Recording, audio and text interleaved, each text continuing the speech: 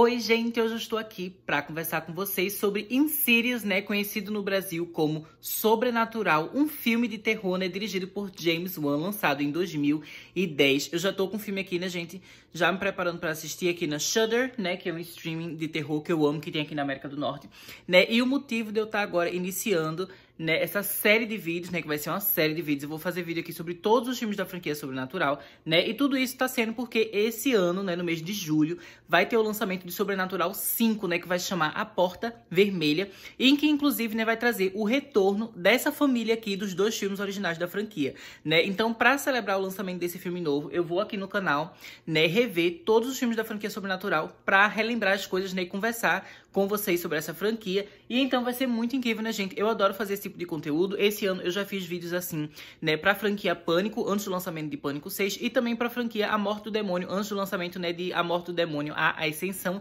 E agora vai ser a vez, né, da franquia Insidious Sobrenatural. Eu acho que vai ser muito divertido, né? Então, sem mais enrolação, eu vou assistir o filme e assim que o filme terminar, né, eu já vou voltar aqui pra ligar a câmera pra conversar com vocês sobre tudo que eu achei.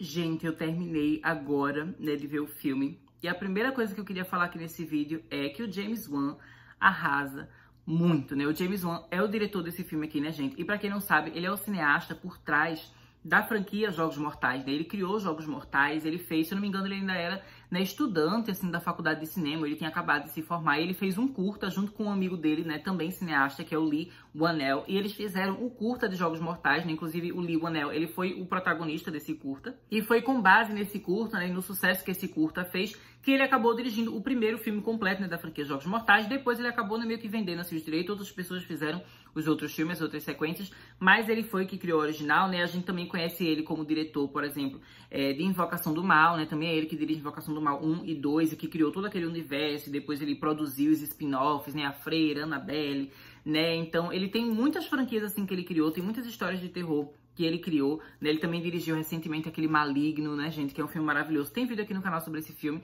né, que eu assisti no cinema e eu amei, né? Então o James Wan, ele é genial. E esse Leigh Whannell, esse amigo dele, né, que participou lá de Jogos Mortais, né, que ajudou a criar, ele também participa aqui da franquia Sobrenatural, né? Ele escreveu o roteiro desse filme. E também, né, ele atua aqui nesse filme. Depois, mais na frente no vídeo, eu vou dizer qual é o personagem que ele faz, mas ele tá atuando aqui, né? E hoje em dia, muita gente deve conhecer ele, né, pelo filme que ele dirigiu, O Homem Invisível, que é um filme que eu acho muito maravilhoso, né, gente? Que tem a protagonista é a mesma atriz, né, que faz o conto da Aya, né, The Handmaid's Tale. Então, eu acho esse filme maravilhoso. É um dos meus filmes de terror, assim, mais modernos, atuais, que eu mais gosto, que eu mais amo, né? Então, James Wan e Leigh Whannell, eles são muito talentosos, eles são muito incríveis. E esse filme aqui, Sobrenatural, e a franquia Sobrenatural como um todo, é meio que o produto dessa amizade deles e dessa união deles enquanto artistas, né? Eles criaram juntos essa franquia e eu acho essa franquia muito, muito legal. Então, né, basicamente o filme que a gente vai ter aqui, né, a história que esse filme conta pra gente, é de uma família, né, que tem um marido e uma mulher, né, e 3 filhos. Né? Então, o marido aqui, ele vai se chamar Josh, né? A esposa, ela se chama Renee. Aí a gente tem 3 crianças que eu não lembro os nomes, né? O menino principal, que é o que eu mais vou falar aqui, é o Dalton. Ele, eu lembro o nome dele, mas os outros 2 eu não lembro, né? Que tem um menino, que eu acho que é o irmão do meio, né? E tem a bebezinha, que é uma menininha, que eu também não lembro o nome dela, mas tem essas 3 crianças. E aí a gente vai acompanhar, né, gente, esse casal, que eles acabam de se mudar para uma casa nova. Né? Então vai ter todo, vai estabelecer assim o ambiente da casa, né? A casa bem bonita, bem grandona, a casa bem sinistra também. E a gente vai conhecendo um pouquinho das crianças, né? E da dinâmica ali do casal. A gente percebe, por exemplo, que o Josh, ele é um pai que é meio distante, né? Ele não tá sempre ali no dia a dia das crianças, é sempre a Renee que resolve tudo, que cuida de todo mundo, né? Então a gente vê que é meio desbalanceado ali os papéis de pai e mãe dentro daquela família, mas no geral é uma família, né, que é saudável, que vive bem, todo mundo tem ali uma relação boa. Mas acontece, né, gente, que um dia o Dalton, ele vai acabar meio que sofrendo um acidente, né, no sótão da casa. Ele vai estar lá subindo uma escadinha, né, a escadinha tá quebrada, ele acaba caindo, né, e aí ele se machuca, a família vai lá e ajuda, enfim. Mas aí quando chega no dia seguinte, né, a família vai acordar ele pra ele ir pra escola, tomar café da manhã, se arrumar, e ele não acorda de jeito nenhum, sabe? Ele não se levanta e a família vai ficando cada vez mais desesperada, né? O pai dele, Josh, começa a ver que tem alguma coisa errada, o menino é levado para o hospital e lá eles descobrem, né, gente, que o Dalton entrou em coma. Mas todos os médicos ali, né, os doutores, enfim, eles não têm ideia do porquê o menino tá em coma, porque eles falam que biologicamente, né, fisicamente, o corpo dele tá perfeito, não tem nenhum problema. Então eles não entendem por que a criança tá daquele jeito, mas simplesmente o corpo dele não reage e não responde a nada. A partir daí, a gente vê, né, que vai se passar 3 meses e a situação vai estar basicamente a mesma, né? É uma coisa, assim, gente, muito aterrorizadora, né? Eu acho que só isso aqui, sem a gente até trazer a questão sobrenatural, já torna esse filme muito interessante, né? Porque eu acho que essa ideia de você ver essa família, né, o pai e a mãe, de repente, uma das crianças, simplesmente ir dormir de noite e no dia seguinte não acordar e depois não acordar nunca mais, é uma coisa, assim, muito aterrorizante, né? E o filme, ele vai, assim, seguindo num caminho, assim, que é bastante dramático, da gente vendo como o pai e a mãe estão lidando com isso, né? Então a gente vê que a mãe, ela tá muito transtornada com tudo aquilo, né? Ela tá se esforçando muito para tentar cuidar de tudo, porque a gente vê que são muitas crianças que ela tem para cuidar ali dentro da casa, né? Então tem uma bebezinha que demanda bastante tempo, tem o irmão do meio, que a gente vê aqui que ela parece que ela tá deixando essa criança meio de lado, né, com as outras responsabilidades dela. E ela tem uma culpa em relação a isso, né? Então é uma coisa interessante, apesar de não ser tão bem desenvolvida, porque essa criança não aparece tanto assim no filme, né? Mas a gente vê que a relação deles está complicada, que ela fica se sentindo culpada por não dar tanta atenção quanto aquela criança merecia. E o menino Dalton, né, gente, ele passa o início ali do momento que ele tá em coma, ele fica internado no hospital, mas aí chega um momento que ele volta pra casa, né? Então a mãe tem que ficar cuidando dele, né? Ela vai fazer limpeza nele, né? Limpar o corpo dele, ela tem que ficar trocando roupa de cama, ela tem que ficar sempre checando as coisas, os aparelhos que ele tá, né? Aquela coisa também de como ele vai se alimentar, que tem que colocar aquele, parece um cano assim que entra dentro do nariz, né? Enfim, então ela tem que ficar cuidando dele, né? Então tá muita coisa pra ela fazer. Enquanto isso, o Josh, né, que é o pai, ele simplesmente fica só focando no trabalho e fugindo de casa, assim, meio que pra não ter que lidar com essa responsabilidade, né? A gente vê que ele fica trabalhando até tarde, que às vezes ele até dorme na escola e fica arranjando desculpa não voltar pra casa, nem não ter que enfrentar aquele problema. Mas então, né, gente, o que vai começar a acontecer aqui é, como se não bastasse toda essa questão dramática, né, do coma da criança não estar acordando, ainda vem a questão sobrenatural, né? A Renee, que é a que mais passa tempo em casa, né, ela vai começar a perceber umas atividades paranormais rolando ali no ambiente, né? Então a gente vê, por exemplo, a babá eletrônica, né, o gravadorzinho que ela deixa junto com a bebê e começa a reproduzir uns sons sinistros, parecendo que tem um homem bizarro no quarto da criança, e ela sai correndo desesperada, chega lá, pega a bebê no braço, não tem ninguém, né? E aí ela começa a ver também algumas pessoas, assim, parece vultos, né, como se fosse uma pessoa andando, alguém dentro da casa, né? Então ela vê que tem alguma coisa muito sinistra acontecendo ali. O filho do meio também, ele tá meio assustado, que ele fala que ele tá ouvindo algumas coisas, parece que o Dalton se levanta, assim, de noite, começa a se mexer, ela fica sem entender o que o menino tá dizendo, né? Então tem coisas estranhas rolando naquela casa. E aí ela começa a querer meio que tentar conversar com o marido dela sobre isso, mas ele tá o tempo todo fora de casa, trabalhando até tarde, ele não dá muita atenção pra ela, ele não entende muito bem, ele não acredita muito nas coisas que ela fala. Mas aí chega um momento que acaba sendo, né, o estágio assim que ela não aguenta mais, ela precisa sair daquela casa, que é um momento, né, que ela vai trocar a roupa de cama do quarto do Dalton, e aí ela percebe que tem a mancha de uma mão vermelha, né, na cama dele. Então ela fica horrorizada, ela fala, tem alguma coisa aqui, essa casa é muito sinistra, não quero ficar nessa casa, essa casa é assombrada, e aí eles acabam se mudando. Uma coisa, né, que eu acho que hoje em dia a gente não lembra tanto em relação a essa franquia sobrenatural, né, é que o marketing do filme no início era muito sobre essa questão, né, de que não é a casa que está assombrada, é o menino, né, é a criança. Porque normalmente a gente tem muitos filmes assim, né, que tem uma família, que eles se mudam, que eles vão para uma casa nova, e essa casa é assombrada, né, a casa tem alguma coisa sobrenatural ali que começa a atacar a família. Mas a ideia desse filme é diferente, né? Que no caso, o que tá atraindo o sobrenatural é a criança. Então, mesmo que eles se mudem de casa, eles vão continuar sendo assombrados. E eu acho que isso é bem legal. Existem outros filmes que trabalham isso também. Mas eu acho que nem todos têm isso, assim, como parte da história, como parte do marketing, do jeito que esse filme aqui teve, né? Tanto é que no pôster tinha coisas que eles falavam isso, assim, né? Tipo, não é a casa que está assombrada, é o garoto. E aí eles acabam se mudando, a gente vê aqui que eles vão para uma outra casa, meio que para tentar recomeçar, né? A vida deles ali, ter uma nova fase, né? Um novo capítulo.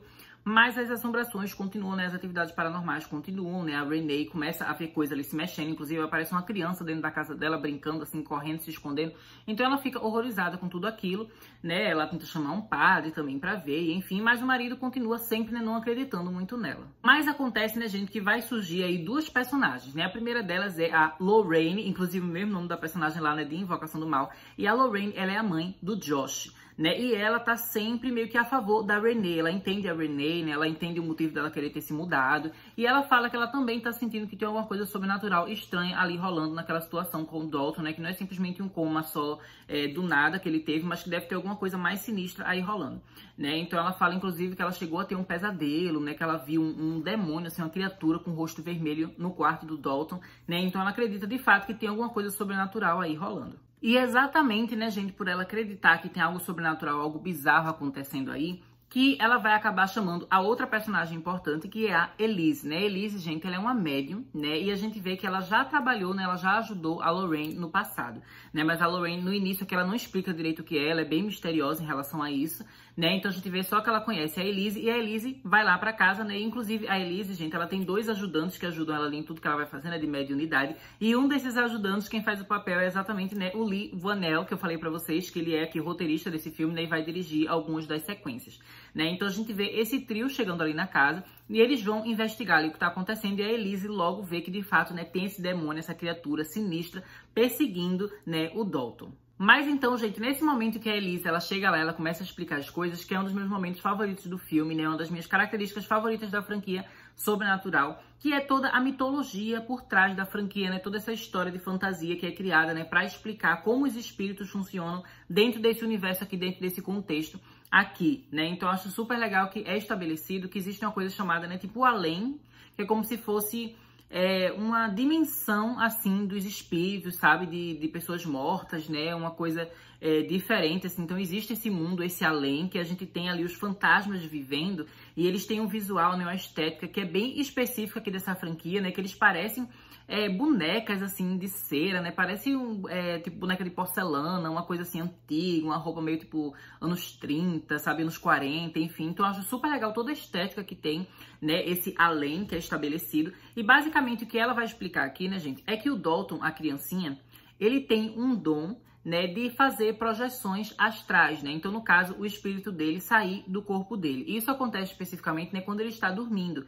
Então, várias vezes quando ele dormia, ele tinha sonhos de que ele estava saindo do corpo dele e se aventurando pelo mundo. Mas, no caso, não eram sonhos. Isso, de fato, estava acontecendo, né? O espírito dele estava se projetando para fora do corpo. Mas chegou um momento, né, que durante essas aventuras dele fora do corpo dele, né, durante a projeção astral, ele acabou viajando para longe demais e o espírito dele se perdeu, né, não conseguindo voltar para o seu corpo. E é exatamente por isso que agora ele tá em coma, apesar do corpo dele, né, fisicamente e biologicamente, tá tudo correto, tá tudo perfeito. Porque o motivo do corpo dele não tá funcionando é que não tem o espírito ali dentro. Mas exatamente por esse corpo dele agora ser, né, um corpo assim que está vazio, que não tem o espírito dentro, que agora várias outras entidades, vários outros fantasmas, eles vão estar, né, com aquela ganância, assim, observando o corpo do Dalton e querendo possuir aquele corpo, né, para ter uma chance de encarnar aqui na Terra mais uma vez, né. Então é por isso que tá tendo todas essas atividades paranormais, assim, ter vários espíritos acontecendo e vultos e tudo mais, porque tem vários fantasmas, né, que estão ali acompanhando o corpo dele e tentando em algum momento, né, possuir aquele corpo para chegar na Terra. Mas entre essas entidades, entre essas criaturas, acaba rolando, né, que tem exatamente aquele demônio da cara vermelha, que ele é o pior de todos, né, ali da situação, e ele é o que mais quer o corpo do Dalton, né, que parece que é o que tá mais perto de conseguir possuir esse corpo. Quando o Josh descobre isso, né, que a Elise conta tudo isso na conversa, assim, ele fala, não acredito nisso aqui não, isso aqui é bagunça, isso aqui é tudo mentira de vocês, que vocês estão manipulando a minha esposa, estão vendo que ela tá aqui desesperada, e enfim, então ele não acredita em nada, né, inclusive ele me irrita bastante nesse momento, mas ele não acredita, até que depois ele vai observar, né, gente, os desenhos do Dalton, né, e a gente vê que tinha vários desenhozinhos do Dalton, assim, no mural, que acabavam mostrando exatamente que o que a Elise falou era verdade, né, porque ele faz um desenho, assim, que mostra, por exemplo, ele dormindo, e ele escreve, né, essa noite eu me vi dormir, que significa, né, que enquanto ele sonhava, o espírito dele saiu do corpo e ele assistiu o próprio corpo dele dormindo enquanto a alma dele saía pra fora, né? Então ele também tem uns desenhozinhos que ele tá voando como super-herói, né, que ele tá falando que ele tá se divertindo ali, como se fosse explorando o mundo durante a noite, mas no caso o que acontece é o espírito dele saindo do corpo e ele viajando ali, só que o que ele pensava que era um sonho era tudo real. E aí, a partir desse momento, o Josh começa a acreditar mais, né, ele chama a Elise de volta pra tentar ajudar ali, e aí finalmente a gente tem todo mundo se juntando para resolver a situação. Mas aí, né, gente, a Elise e a Lorraine acabam tendo que contar aqui mais uma história, mais um segredo, mais uma bomba, que é a questão de que o motivo das duas se conhecerem é que no passado o Josh também teve um problema bastante parecido. O Josh, ele tem esse poder de fazer a projeção astral, né? E quando ele era criança, ele fazia isso, né? Às vezes ele dormia e saía do corpo. Mas acontece né, que nesse passado, uma fantasma, né, uma entidade, que é tipo uma mulher, assim, com um véu preto na frente do rosto, ela começou a ficar meio que obcecada pelo Josh, né, querendo possuir o corpo dele, mas a mãe foi reparando, porque ela tirava a foto e ela via que na foto saía o vulto, né, saía uma mancha, assim, saía uma marca que era exatamente essa mulher, e cada vez essa mancha, né, esse vulto, tava mais e mais próximo, né, cada vez também mais e mais nítido. Então ela ia vendo a cara dessa mulher com o véu preto, né, se aproximando do filho dela, e ela percebeu que tinha alguma coisa sobrenatural aí, e foi que ela chamou a Elise, né, pra Elise ajudar. Eles não explicam tão bem aqui no primeiro filme, né, porque no caso, tudo isso vai ter extensão nas sequências, né, mas a Elise, ela acaba fazendo também com que o Josh esqueça o que aconteceu, então por isso que ele não tem nenhuma memória de que isso jamais aconteceu, mas já rolou coisas bem parecidas com ele, né, a Elise e a mãe dele, a Lorraine, juntas tentando, né, salvar ele dessa fantasma que queria possuir o corpo dele. Então, né, o Josh ele fica chocado, né, descobrindo que basicamente esse poder que o filho tem é uma herança dele. E eu devo dizer, gente, pra vocês que eu gosto muito de como o filme vai trabalhando toda essa história como se fosse um mistério. Porque a gente vai tendo no decorrer do filme inteiro várias pistazinhas, sabe? Então, por exemplo, os desenhos do Dalton, né, que o Josh vê, já aparecem aqui no filme, desde o início do filme, sabe? Desde o início do filme aparecem os desenhos dele, mas a gente não entende o que os desenhos significam. Então, né, tem várias coisas assim, tem vários momentozinhos, vários elementozinhos que aqui não fazem sentido quando a gente tá vendo pela primeira vez, mas que depois, no decorrer do filme, começam a fazer mais sentido. A gente entende o que é que existe por trás deles. E, inclusive, existem vários momentos aqui desse filme que não fazem sentido até o fim desse filme, mas vão fazer sentido nas sequências. Porque eu lembro que o filme 2, ele é bastante conectado aqui com esse primeiro filme, né? Que, inclusive, tô ficando, gente, tô fazendo aqui esse vídeo e morrendo de vontade de já ver o segundo filme. Não vou ter tempo de ver o segundo filme agora, mas, assim, tô muito feliz que vou fazer uma maratona, que nem então em breve vai ter vídeo do segundo filme, que vai ser muito legal. Porque essa franquia, ela, de fato, é construída como se fosse um quebra-cabeça.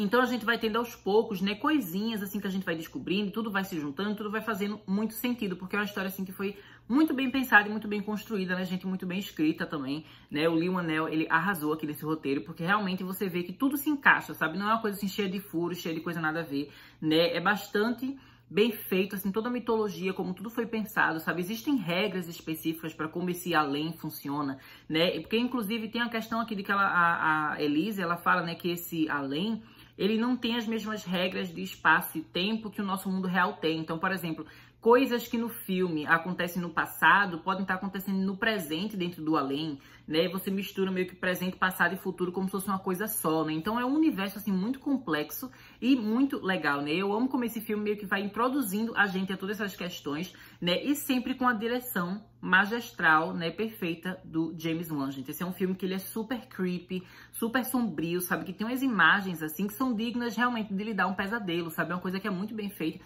E tudo isso sem precisar de nada que seja muito explícito, assim, com muita violência, nem nada do tipo. Tanto é que esse filme aqui, né, gente, ele tem uma classificação que é PG-13, né? Ou seja, no Brasil é equivalente a filme de 12 anos, né, 14 anos, né? Eu acho que esse aqui ele se encaixaria mais como 12 anos, porque é um filme bem light, né? Inclusive, isso faz com que seja um filme super legal pra quem tá começando, né, se iniciando no gênero do terror. Inclusive, eu lembro que eu vi esse filme aqui, foi um dos primeiros filmes de terror que eu vi. Eu lembro, inclusive, né, gente, que eu assisti esse filme aqui com a minha avó Fernanda, né? Eu fiquei até com saudade dela quando eu tava vendo esse filme aqui e relembrando, né, que esse filme aqui lançou em 2010, né? Eu lembro que eu tinha ganhado o DVD desse filme, né? Não era um DVD original, não. Mas, enfim, eu tinha ganhado e aí eu fui assistir com a minha avó e eu achei super legal. E realmente é um filme que é acessível para as pessoas, assim, mais novinhas que estão começando a se iniciar no terror, porque é um filme que ele é assustador, ele já dá aquele prazer, assim, do meio, daquele nervosismo, mas não chega a ter nada que seja muito pesado, né? É super bem construído. E eu gosto como esse filme, né, depois que a gente tem todas as peças, né? Não todas as peças, mas várias peças do quebra-cabeça se encaixando e a gente entende tudo, acaba que, de fato, tendo a missão, né, para salvar o Dalton. Então, a Elise, ela fala pro Josh, né, que ele precisa tentar fazer a projeção astral mais uma vez, como ele fazia quando ele era criança, e ir para o além buscar o seu filho, né? Então, a gente tem o Josh aqui indo para o além, né? Ele acaba meio que enfrentando aquele demônio da cara vermelha para salvar o filho dele, né, e trazer o filho dele de volta. E por um bom tempo, assim que a gente vai ver no filme, parece que esse plano tá dando tudo certo, que ele tá conseguindo. A criança é trazida de volta, né? O menino acorda, fica a avó super feliz, a mãe super feliz. E o pai também volta, né, pro seu corpo, né? Ele volta pro mundo real. Mas acontece, né, gente, que quem entrou no corpo do Josh não foi o Josh de verdade. Quem entrou no corpo dele foi aquela entidade, aquela fantasma, né, daquela mulher com o véu preto, que era obcecada por ele desde que ele era criança, né? Ela aproveitou que ele tinha saído do próprio corpo para ir salvar o filho, aproveitou que o corpo dele estava vazio e ela acabou possuindo esse corpo, né? E aí, tá no finalzinho do filme, a gente vai ver que a Elise, ela começa a suspeitar, ela vê que tem alguma coisa errada, e ela vai tirar uma foto do Josh pra ter certeza se realmente é ele ou se tem alguma coisa errada ali, né? Mas aí a foto, gente, quando a foto é revelada, a gente vê que quem sai ali na foto não é o Josh, mas sim aquela mulher do véu preto, né? Então a Elise, ela descobre, meu Deus, é ela, sabe? Ele tá possuído. Mas assim que ela faz essa descoberta, né, gente, o Josh começa a matar ela, que no caso eu tô falando Josh aqui, porque é o corpo do Josh, mas o personagem não é o Josh, né? Quem tá fazendo tudo aquilo é essa mulher do véu preto, né? Que tá ali dentro do corpo dele. Então ela começa a sufocar a Elise e mata a Elise. E o filme termina exatamente assim, né, gente? Com a Elise morta,